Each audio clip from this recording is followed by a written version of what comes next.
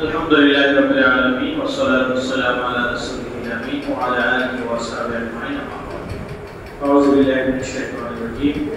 Wa ta'awanu 'alal birri wat taqwa wa la ta'awanu 'alal itsmi wal 'udwan. Shadaqallahu maulana. Qala Rasulullah sallallahu alaihi wasallam, al-mar'u ma'a man ahabba aw kama qala alaihi salatu wassalam. সম্মানিত মুসল্লিয়ানে কেরাম, আপনারা শুনেছেন কি জন্য আমরা এখানে দাঁড়িয়েছি। বাংলাদেশের জমিনে দ্বীনের মাহফিল হয় গ্রামে গঞ্জে। এই দ্বীনের মাহফিলগুলো কেন প্রয়োজন? এই দ্বীনের মাহফিল লক্ষ লক্ষ ইমানদার মানুষের ইমান জাগিয়ে তোলে, ঘুমন্ত ইমানকে, ইমানের চেতনাকে চাষবা ফুটিয়ে তোলে। হেদায়েতের জরিয়া হলো এই জমিনের মাহফিল। সেই মাহফিল মানুষটাকে হেদায়েতের এলমে দ্বীন মানুষের ভিতরে প্রচার প্রসারের অন্যতম একটি বড় ওসিলা। যে মানুষগুলো দ্বীনের মাদ্রাসায় পড়ার সুযোগ নাই, পড়লেও দুনিয়ার ব্যস্ততার ভিতরে ইমান নিভে যায়, তাদের ভিতরে উলামায়ে কেরামের কোরআন সুন্নাহর আলোকে সেই গভীর বিপ্লবী দাওয়াত, ইমান দীপ্ত কথাগুলো ইমানের প্রতি মানুষদেরকে ধাবিত করে আল্লাহর প্রতি নিয়ে আসার জন্য এই মাহফিলগুলো ভূমিকা রাখে। এই জন্য এরকম মাহফিল আমাদের জন্য আপনাদের দরবারে এই 55 বছরের সুন্নতের জমিনে হয়েছে। তা আপনাদের কাছে আমরা এসেছি সে মাহফিলকে যেন আমরা ভালোবাসবো, মাহফিলকে আমরা মানুষের কাছে দাওয়াত পৌঁছাবো, এটা আমরা শরীক।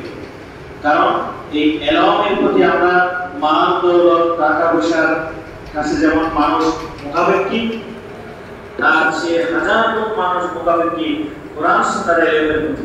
ইমাম হাসান বসরি বলেন, আন্নাস মুহতাজুন ইলাইহি, কোরআন সুন্নাহর এই এলম, এই শোনার জন্য মানুষ এত বেশি মুখাপেক্ষী।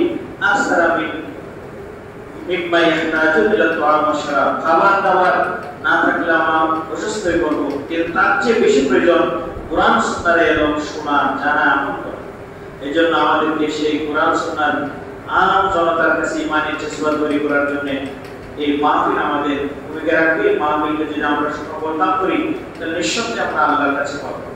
এই জন্য আমি আপনাদেরকে বলবো যে আমরা আল্লাহকে ভালোবাসি, আল্লাহ রাসূলকে ভালোবাসি, আল্লাহ রাসূলের ভালোবাসার এই হৃদয় ধারণ করে কোরআন সুন্নাহর এই প্রচারের এই মাহফিলকে আমরা যদি সমর্থন করি তাহলে আমরা আল্লাহ রাসূলকে ভালোবাসার এই মর্যাদা আমরা পাবো। একটা হাদিস বলে আমার কথা শেষ করব। সাহাবা আনাস রাদিয়াল্লাহু তাআলা বলেছেন, আমরা আমাদের জীবনে এমন একটা দিন এত বেশি খুশি হয়েছিলাম, আমি আমার জীবনের পূর্বে কোনোদিন খুশি হই নাই। আমার জীবনের এই দিনের পর এমন কোনো খুশির দিন আমার আসে নাই। সেই দিনটা কি? আমি একদিন আল্লাহর নবীর দরবারে বসেছিলাম, আমরা একজন লোক এসে আল্লাহর রাসূলকে জিজ্ঞাসা করলেন, ইয়া রাসূলুল্লাহ, কিয়ামত কখন হবে? তখন আল্লাহ রাসূল বললেন, তুমি কিয়ামত কখন হবে বলছো? কিয়ামতের কি প্রস্তুতি নিয়েছো? কিয়ামত আসে তোমার বলো। তখন বললেন, ইয়া রাসূলুল্লাহ, যে আমার তো বেশি প্রস্তুতি নেই। তখন আল্লাহ রাসূল একটা হাদিস বললেন, আল মারু মা মান হাব্বা। তখন আল্লাহ রাসূল বললেন, এই সাহাবী তুমি পেরেশান হয়ে না, যে যাকে ভালোবাসবে হৃদয় দিয়ে হায়াতে কাল কিয়ামতের ময়দানে তার হাসর হবে, তার অবস্থান হবে ওই ব্যক্তির সাথে। আনাস বলেন, ওই মজলিসে সাইয়েদনা আবু বকর ছিলেন, উমর ছিলেন।